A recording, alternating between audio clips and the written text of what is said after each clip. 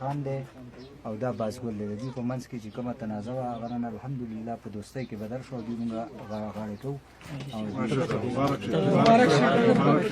سره تنازع وه دا نن الحمدلله په دې محفل کې یو ځای شو. د دوی روغه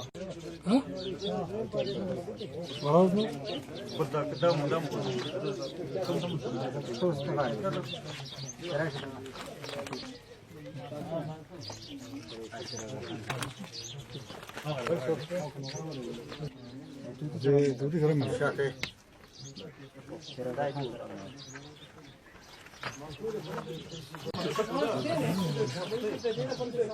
لا تسوي ولا شيء مواجهة. اوكي يلا زه ستاسو چې کوم مېلمانه مالې نومونه نه راځي ناشنا یم خو چې کوم د لکه د جنزیب خان شو ډاکټر صاحب شو یا بل زمونږ پیر صاحب شو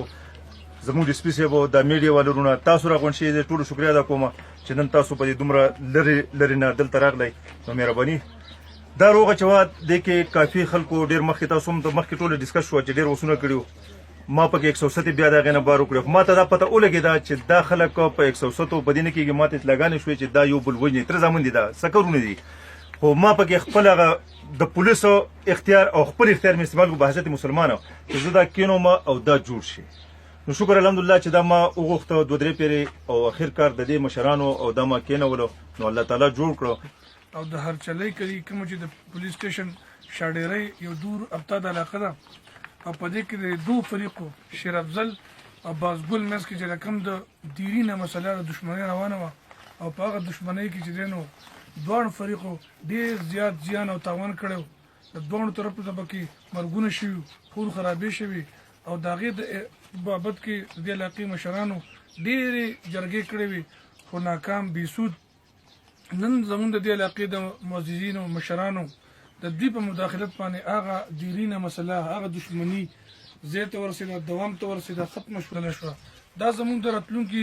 نسل لپاره او د دې علاقې د امن لپاره یو ډېر ښه سټپ و چې هغه شکر دی دوام ته ورسېده او په مستقبل کې هم زمونږ د دې مشرانو نه د دې علاقې د معززینو نه د خپل پولیس ډپارټمنټ د کنسرن کسانو نه زما دا تمه ده دا هیله ده چې انشاءالله په مستقبل کې هم دوی دقه شانتې روغې کوي او په دې علاقې کې به امن راولي نو یو ځل بیا زما د میډیا د ملګرو د دې علاقې د معززینو نه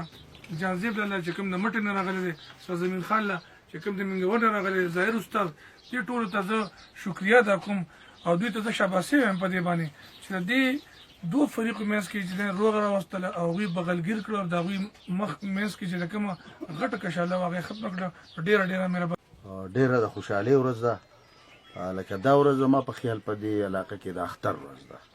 داسې شوی هم نه ده په دې علاقه کې داسې دې علاقه کې دا خبرې اترې نه به شوي او زما خیال چا به نه اورېدلي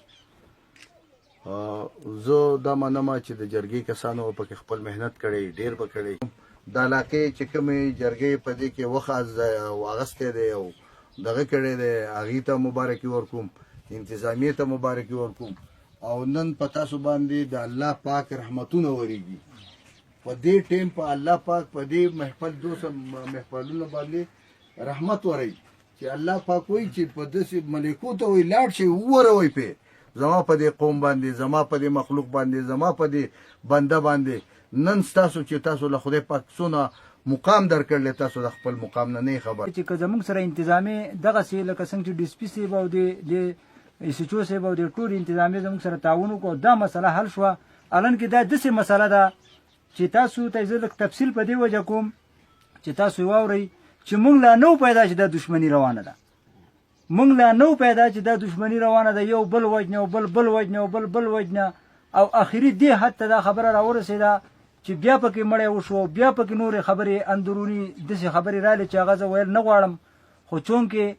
نن الحمدلله زموږ د دې انتظامي په مدد او د دې قوم د مشرانو د ارچالۍ د خلکو زه خصوصیا ډېر زیات شکریا ادا کوم او الله دې له جزای خیر ورکړي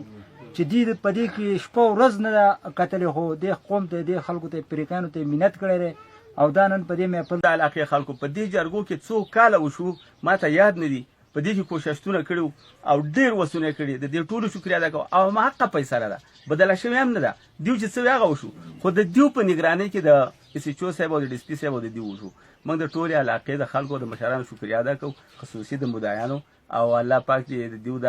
ارڅ چې په دوستۍ بدل شو الله دې د قیامت پورې دغه شي قائم دائم وساتي او موږ ټول دې الله پاک دا توفیق راکړي چې داسې مسالې زموږ په منځ کې راځي او هغه موږ د سکینو د یو بل سره او په خبرو اترو په دې الکو وما علينا الا البلاغ. رحمت الله. زمانم سرزمین خان دی د منګوري اوسیدونکی ما د ګوجر یوت فورم پښتونخوا چیرمن یم. زمونږ د تنظیم په مقاصدو کې یو مقصد چې دی نه هغه دا دی چې مونږ به د انسانانو په منځ کې چې څومره شخړې دي څومره خفګانونه دي دا به د دوی په آپس کې په روغه سره ختمو